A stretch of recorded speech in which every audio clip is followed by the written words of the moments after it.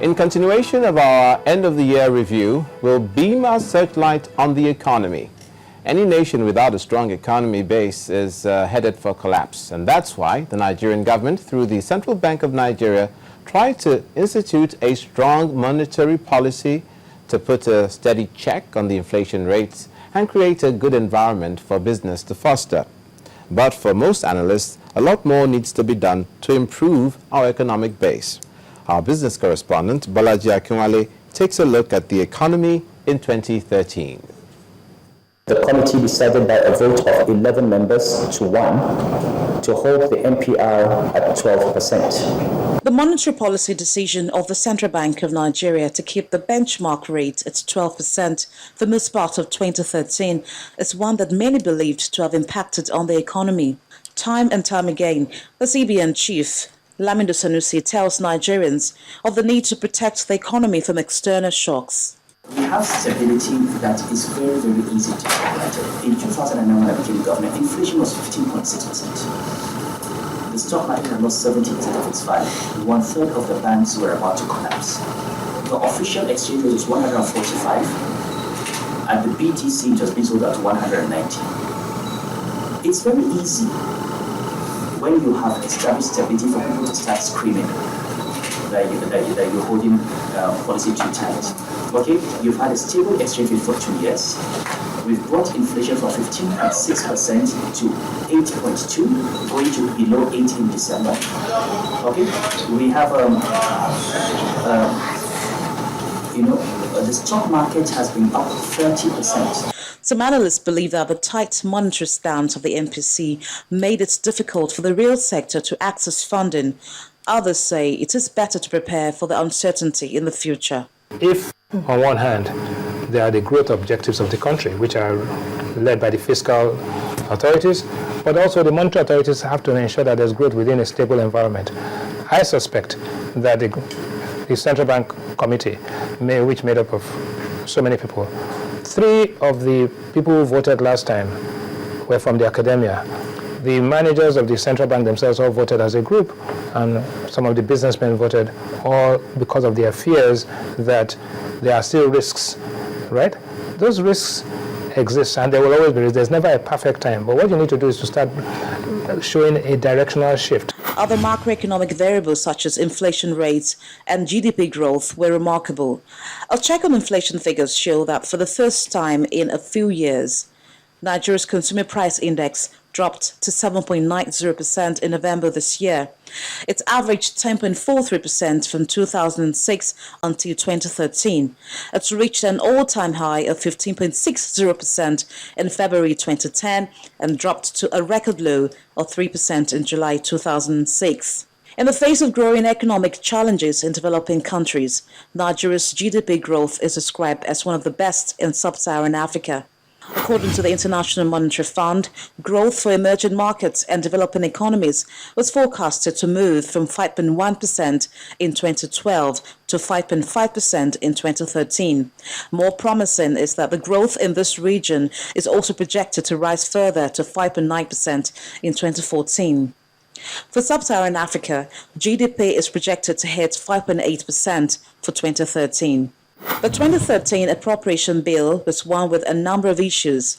Apart from its late passage, the bill was in favor of recurrent expenditure.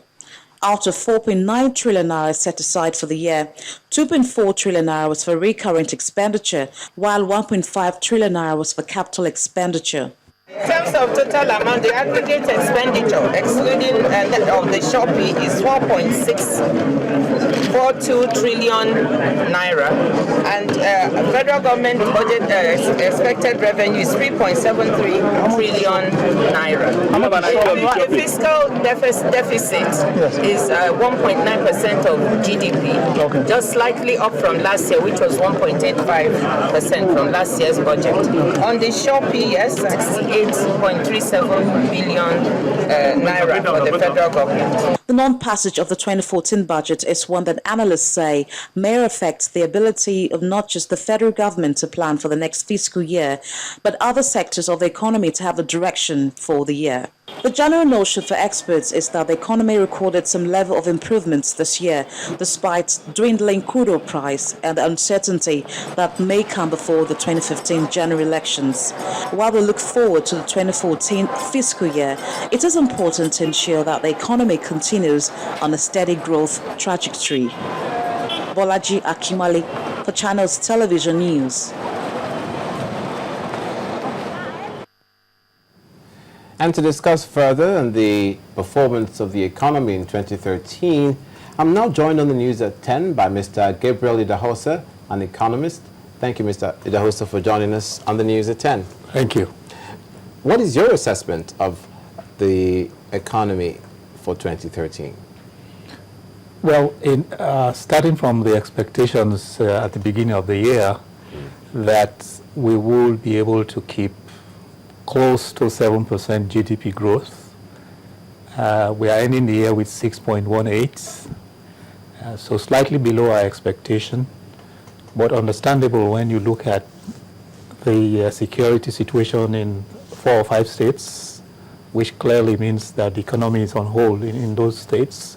And then you look at the oil thefts that took out a significant part of the revenue for the year. So in this light of those two specific events, Yes. we did pretty well in the sense that first, the security situation has started to improve, and we hope that come next year it will be less of a major factor. The oil thefts, by the end of the year, government now realizes it is something that needs to be addressed. And you are beginning to see the Navy coming up with specific actions to stop oil theft. So you're saying it's a major factor that contributed to us not doing as well as we could have? Absolutely. Or you say we had an improved economy We have compared to 2012? we have managed to keep the growth rate between 6 and 7. We used to be what you call members of the 7% club. All the countries in the world that were consistently doing 7% for about 10 years. Then we started to slide out of that. We started going to 6.5, 6.4, 6.2. We are closing the year 6.1. And we could have met our 7% if we did not have the oil thefts, particularly. Okay. Even with the crisis in the northeastern states, we were still doing our 7% in, say, the last 2-3 years. But the oil theft was quite significant because it just took out a significant part of the revenue that would have come to all tiers of government, federal, state, and local governments. Okay, other macroeconomic variables, amongst them, the monetary policy rate was about the most controversial, the MPR. The CBN refused to shift ground on the benchmark rate, maintaining it at 12% for the year. Did this pay off, in your view? Well, the fact that it paid off is why you are having inflation of single digits. If you did not have that policy, you will not be talking of inflation rates of 7.5, 8%. So what's the downside? The downside is that the cost of funds to the real sector, the manufacturing particularly, continues to be very high. If you want to borrow money now, you probably pay like 25, 27% premium rate. So the real sector, particularly manufacturing, is saying this rate is too high. And manufacturing is supposed to be a very major part of what it is. help build the country. It is. So what the CBN essentially has done consistently is to say, what do we do? Can we afford to bring down the MPR because we want to bring down interest rates? Can we fight the results of doing that? The result of doing that is your inflation rate is going to go up if you bring down the MPR.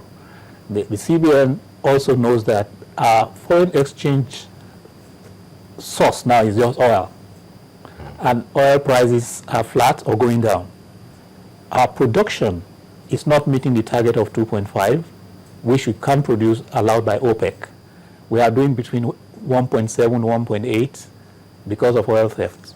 And because of the fact that apart from oil theft, a lot of the oil producing companies have community issues that they are dealing with or without oil theft. And so we are not producing to the maximum that we can. We have capacity, and OPEC allows us to produce. What we can produce, we lose part of it to theft.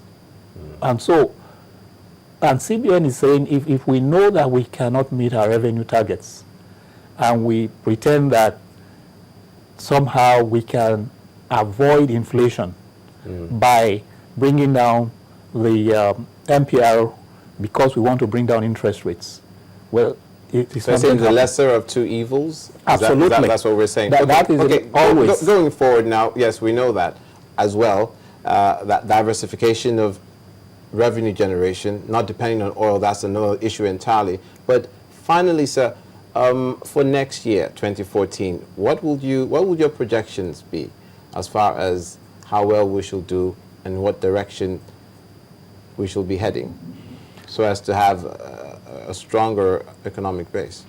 Well, next year we are beginning to see a steady movement to other sources, additional sources of foreign exchange. We are seeing agriculture beginning to improve significantly. We are seeing exports of cassava, for example, becoming something you can count on. You are beginning to see significant growth in production of rice, because we now... I think agriculture will play a major part in strengthening our economy next year? Yeah, absolutely. Because right now it's about 40–50% of the GDP. Right. And is by far the largest employer.